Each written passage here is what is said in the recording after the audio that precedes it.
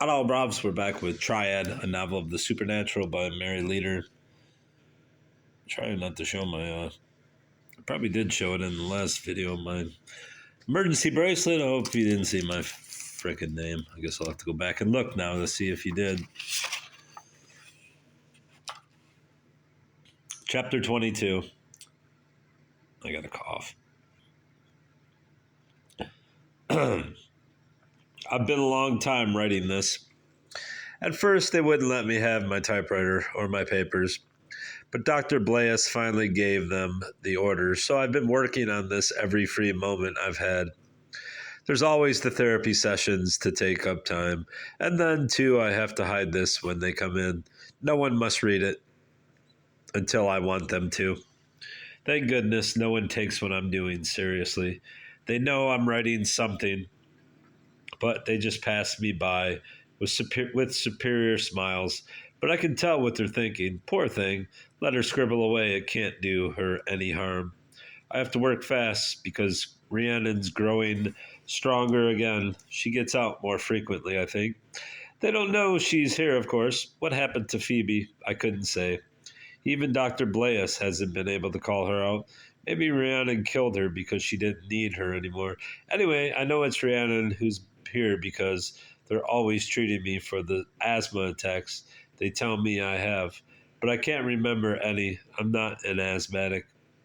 She's up to her old tricks again, impressing others, being a paragon until she's almost convinced them I'm cured. Dr. Blaise says I'll be coming home soon. Oh, how I wish I could. I wander up and down in the corridor in the open ward. At one end is the door leading to the outside and freedom, but the door at the other end has a window with bars over it.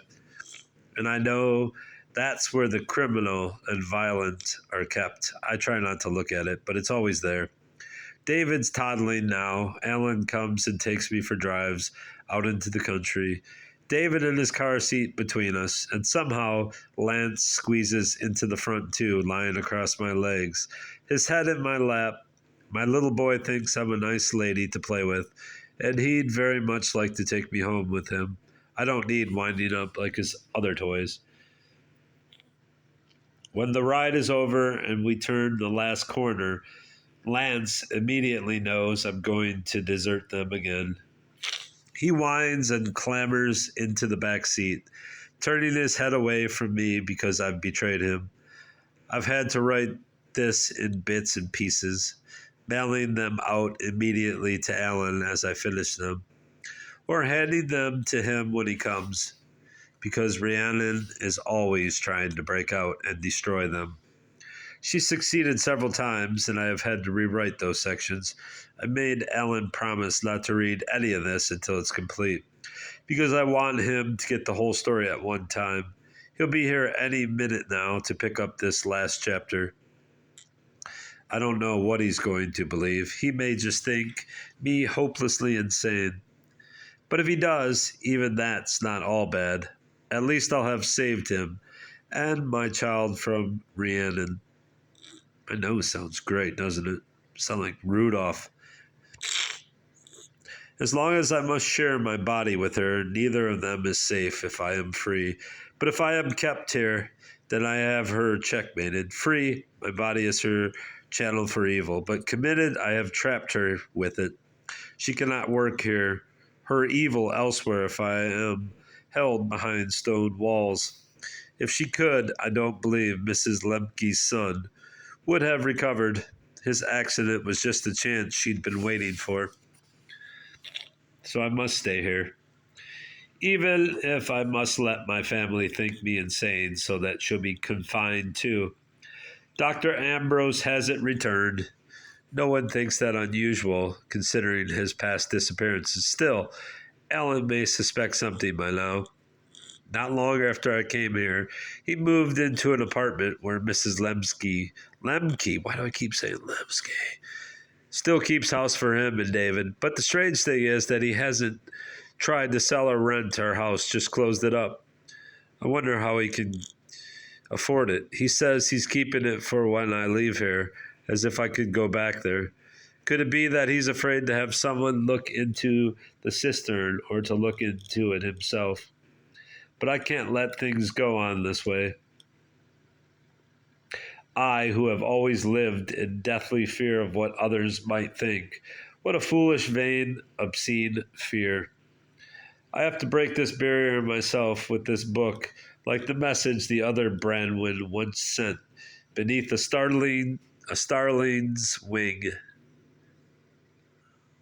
I surrender all pride, all dignity before the world, bearing the most private parts of my life and thought.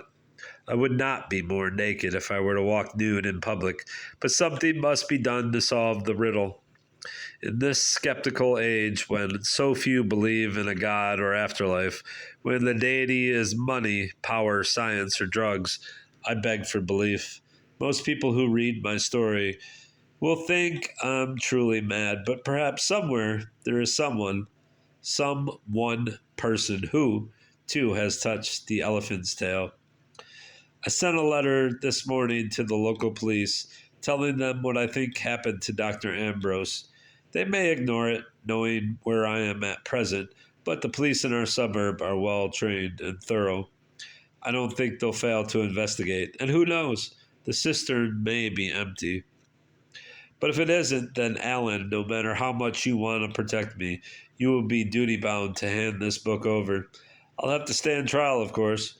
Dr. Ambrose told me that people like me are legally sane. I remember how relieved I was when he said that, and yet, does that make me responsible for Rhiannon? The courts would have to decide. Wisconsin, however, has no death penalty. At the worst, I'll have to remain in an institution, asylum or prison, for the rest of my life. But I have closed the door on Rhiannon. As long as I am alive, she can't escape. And yet, if there is someone with uncommon insight, then perhaps the world will find a way to vanquish Rhiannon. I know this much. The veil between this life and the unknown beyond must someday be torn away. For that veil, which is our ignorance, is at once her protection and her weapon. Oh, dear God, I realize that I may never see my little boy with his turned up nose or my faithful Lance again. And Alan only through a barred window. Nothing ever happens until the time is ripe. And who is to predict the ripening? But one thing I do know, Rhiannon and I will meet again and again until someday, at some turn of the spiral, we will come together in our last struggle, and I will win. All right. That's that. Disappointing ending, but kind of left a cliffhanger for a sequel, but it'll obviously never happen.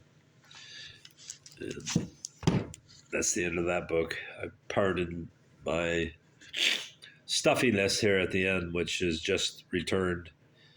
Seemingly, whenever I read, my nose starts running, and it can't run right now because it's so congested, but there you go. Book's over. On to the next unfinished book. Goodbye, Brobs. Goodbye.